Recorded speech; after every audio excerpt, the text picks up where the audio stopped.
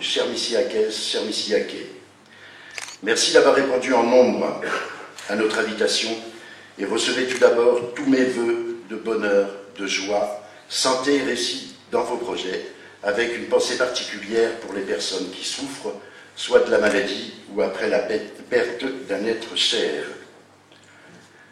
L'année 2018 succède à une année 2017 rythmée par de grandes périodes électorales qui ont nécessité beaucoup d'efforts, d'adaptation pour les collectivités. Nous pouvons ici évoquer entre autres l'organisation des rythmes scolaires, les transferts de compétences à la communauté de communes du pays de Pontchâteau-Saint-Gildas-les-Bois, notamment l'assainissement, et la GEMAPI, la gestion des milieux aquatiques et prévention des inondations. Toutefois, Missillac reste dynamique. Le dernier recensement fait apparaître une population de 5 271 habitants au 1er janvier 2015. Le nombre de permis de construire est un indicateur du dynamisme d'une commune et en 2017, nous en avons délivré plus de 40. Dans un contexte financier délicat, c'est grâce à une fiscalité maîtrisée, à la recherche d'économies dans tous les domaines, à la chasse aux subventions que nous pouvons faire aboutir nos projets. Pour l'avenir, et je vous regarde, Madame la députée, des questions demeurent avec la suppression de la taxe d'habitation. C'est le principe même de l'autonomie financière des collectivités qui est remise en cause. Cela fera bientôt 4 ans que votre confiance m'a permis de devenir votre maire et une nouvelle fois je vous en remercie. Force est de constater qu'en ce milieu de municipes bien dépassé, puisqu'on est à la 4e année, nombreuses sont les promesses qui étaient inscrites à notre programme de campagne qui ont été tenues. Ce constat est également celui de tous les élus missillackais, que je tiens d'ailleurs à remercier pour leur engagement. Je salue chacun d'entre eux pour l'investissement dont ils font preuve. Ce sont des hommes et des femmes de volonté et je les en remercie. Animés par un seul engagement, celui du service de l'intérêt général. Nous défendons une politique transparente, constructive pour votre commune. Les réalisations ont été nombreuses durant les dernières années. Une maison de santé pour vous proposer une offre de soins de proximité accessible, une station d'épuration pour permettre le développement de la commune, une école pour permettre à nos enfants de bénéficier d'une scolarité sereine, des structures et équipements rénovés pour développer la pratique du sport et des loisirs. Cette liste non exhaustive illustre l'investissement quotidien de l'équipe municipale et de nos agents pour renforcer l'attractivité de notre commune et inciter les porteurs de projets à s'y installer. Missillac a accueilli une trentaine de nouvelles entreprises, tous secteurs confondus, depuis 2014. Depuis 2014, nos élus et moi-même mettons en œuvre notre programme de campagne pour préserver votre cadre de vie et améliorer votre quotidien. Nous nous attachons à mener une réflexion pour réaliser de nombreux projets d'envergure, répondant à vos attentes que vous avez exprimées dans les urnes. Le début de notre mandature a été marqué par la livraison du village senior au premier trimestre 2015. Je salue Bernard Lelièvre qui était à l'initiative de ce projet, toute l'équipe, j'en faisais partie. La construction de la maison de santé a été lancée en octobre 2015 pour un montant global d'1 313 000 €.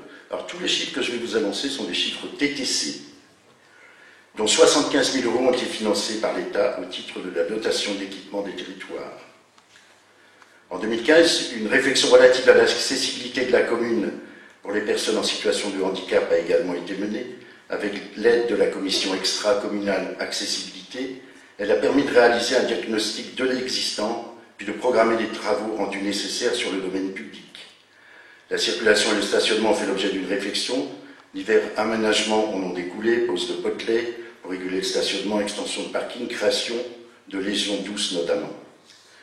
Décembre 2015, et je les salue, ils sont au premier rang, a vu la création du Conseil municipal des enfants, donc 27 jeunes élus de CM1, CM2 et 6e, qui prennent à cœur leur mission et s'emparent des dossiers avec sérieux et dynamisme. La fermeture de la D773 entre Pontchâteau et Saint-Nazaire a entraîné des répercussions au niveau notamment du trafic poids lourd sur la commune. Donc un arrêté municipal a été pris pour interdire la circulation des poids lourds sur la RD2, un arrêté municipal que je reconduis tous les ans, traversant la commune en collaboration avec le Conseil départemental de Loire-Atlantique. Ce même axe de circulation majeure a bénéficié d'aménagements de sécurisation. Depuis, d'autres secteurs ont été sécurisés. Le village de Langloberto pour un montant global de 262 300 €, puis aux abords de l'école Notre-Dame de la Brière, les villages de Bergon, le village de Coulement, sans oublier l'aménagement de la rue Villeneuve, aménagé cet été pour un montant global de 601 000 €, assainissement compris, dont 100 000 € financés au titre du fonds de soutien à l'investissement public local, 50 000 € au titre de la dotation d'équipement des territoires ruraux et 12 000 € au titre des amendes de police. Bernard, il est là. Je remercie le conseil départemental de Loire-Atlantique pour son accompagnement dans vos actions de sécurisation, avec le souhait que ces opérations puissent se poursuivre, notamment avec la route départementale 965, pour atteindre les objectifs que nous nous sommes fixés. L'ancienne station d'épuration arrivée à capacité maximale et l'évolution croissante du nombre d'habitants nécessitaient la construction d'un nouvel ouvrage. Les travaux de cet équipement, situé au lieu-dit La Moulée, ont été lancés en 2016 et la mise en service est effective depuis le mois d'avril 2017. Cette réalisation d'un montant global de 2 860 000 €, dont 595 500 € financés par l'Agence de l'eau, 65 000 € au titre du fonds de concours de la communauté de communes et 60 000 € par le Conseil régional des Pays de la Loire, sera prochainement inaugurée. Et la date, on va la valider lundi soir et je pense que je proposerai le 31 mars, le samedi 31 mars à 10h30. L'ancienne station a été démolie dans le cadre des mesures compensatoires des zones humides. Cet ancien ouvrage va laisser place à un aménagement paysager naturel. Le projet d'extension et de la réhabilitation de l'école François Zolto a quant à lui pour objectif de réunir dans un même bâtiment l'école du même nom et les services périscolaires, ouverts à tous les élèves primaires de la commune. Les travaux sont réalisés en 2 temps. Les travaux d'extension lancés en février 2017 viennent d'être réceptionnés. Les élèves ont pris possession de leur nouvelle salle de classe lors de la rentrée du lundi 8 janvier dernier. La seconde partie, la réhabilitation, débutera prochainement. Ce bâtiment recevra l'accueil périscolaire et le centre de loisirs. L'ouverture de l'ensemble est programmée pour fin 2018. Le montant global de ce projet phare de notre municipal est de 3 369 000 €, dont 500 000 € financés par le conseil départemental de Loire-Atlantique, 22 500 € au titre de la dotation d'équipement des territoires ruraux, 100 000 € par le conseil régional des Pays de la Loire et 50 700 € par la caisse d'allocation familiale. Le portail familial a été l'incontournable de la rentrée 2017, accessible depuis le mois de juin dernier. Grâce au site internet communal, cet espace permet aux familles de gérer les inscriptions aux structures du pôle enfance en un seul clic. Pour garantir des conditions d'utilisation optimale de nos équipements, nous avons fait le choix de les protéger par un système de sécurité. La volonté de la municipalité est aussi aujourd'hui de protéger les espaces publics. La commune bénéficie depuis cet automne d'un système de vidéoprotection sur ses axes les plus fréquentés. 23 caméras ont pris place aux abords des lieux stratégiques de la commune, notamment dans le centre-bourg, sur la rue de Gauvaillonne. Cette implantation est le fruit d'une étude collaborative poussée entre la commune, la gendarmerie et la préfecture de Loire-Atlantique et elle fait l'objet d'un agrément préfectoral pour une durée de 5 ans. Le premier grand projet de cette seconde partie de mandat est l'étude depuis 2014 du nouveau centre technique municipal qui sera opérationnel fin 2018. Les démarches pour les acquisitions foncières ont été réalisées en 2017. Le démarrage des travaux est programmé pour le mois de février prochain. Côté environnemental, ce futur bâtiment situé sur la zone d'activité de la Pommeraye sera écologique. Ce projet d'un montant d'1 600 000 € est confié au cabinet Caso Architecte. L'extension de la mairie se déroulera en parallèle. Le parking de la mairie s'est agrandi l'année passée. À compter du mois de février 2018, les travaux d'extension à l'arrière du bâtiment seront réalisés. Ce projet d'un budget prévisionnel de 300 000 € devrait être livré aussi fin 2018. Enfin, le complexe sportif connaîtra également une extension avec la construction d'un vélodrome d'un montant de 168 000 € et l'étude est attribuée au cabinet Los Architectes. Les projets que vous venez de découvrir ou redécouvrir doivent répondre à vos attentes et vous offrir une qualité de vie appréciable. Trouver une réponse locale et adaptée à vos besoins est notre volonté. Pour les prochaines années, nous travaillons à la réalisation d'un nouveau cimetière. Un comité de pilotage a été constitué à cet effet. Nous réfléchissons au devenir de l'ancienne mairie. Un groupe de travail a été constitué à cet effet. Une étude pour la réhabilitation aussi de la salle des sports est programmée pour 2019-2020. La démarche de développement durable, de gestion raisonnée du domaine public et des espaces verts a été initiée dès 2014. Tous les projets et réalisations sont pensés en ce sens. Ces méthodes de travail, soucieuses de l'environnement, respectent l'identité de notre territoire et préservent votre cadre de vie. Afin de s'adapter aux exigences liées au projet défendu par l'équipe municipale, le plan local d'urbanisme, approuvé en 2013, a fait l'objet d'une première procédure de modification en 2015. Une seconde vient de s'achever.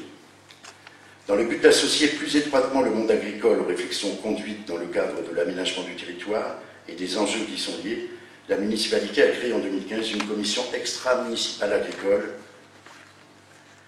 Le syndicat départemental d'énergie, en partenariat avec la commune, a implanté 2 bornes de recharge en accès libre sur notre territoire, une sur le parking de la mairie et une seconde sur le parking de la Garcouille.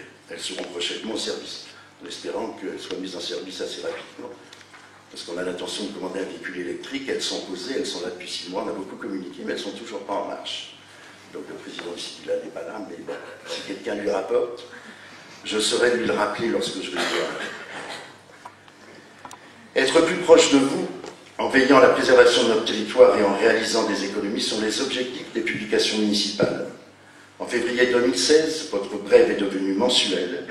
Elle est depuis réalisée et imprimée par les services municipaux. Vous pouvez la retrouver dans les points de dépôt et de consultation partenaires en début de mois.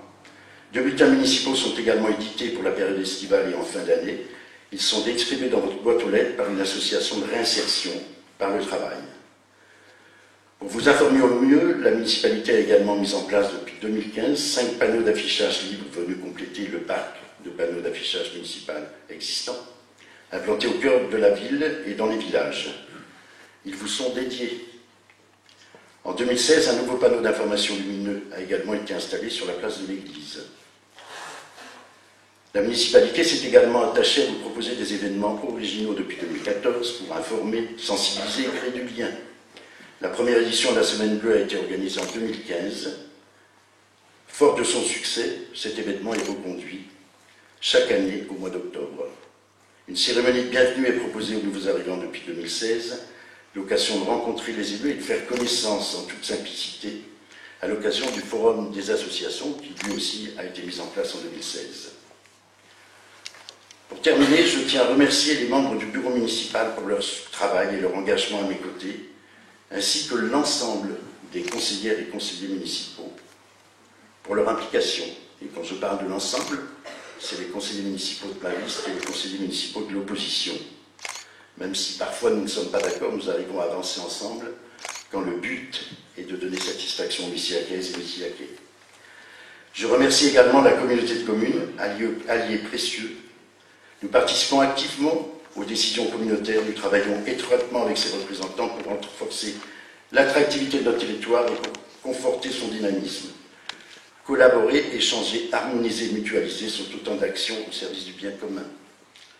Je remercie les entreprises, les commerçants, les artisans, les agriculteurs et les institutions pour leur investissement au service de la commune. Je n'oublie pas les associations, les bénévoles pour leur dévouement et leur engagement qui font vivre Missillac. Merci également à notre service de police municipale qui sera renforcé en 2018, à nos sapeurs-pompiers et à la gendarmerie pour assurer notre sécurité quotidienne. Enfin, je remercie notre directrice générale des services, Isabelle Wex, nos directeurs de services et nos agents municipaux pour leur travail, sans qui nos projets et nos réflexions ne pourraient connaître de tels résultats. Pour terminer, au nom de l'ensemble du conseil municipal, je vous renouvelle ainsi qu'aux êtres qui vous sont chers une très belle et heureuse année 2018, comblée de satisfaction dans vos vies personnelles et dans vos vies professionnelles. Merci de votre attention.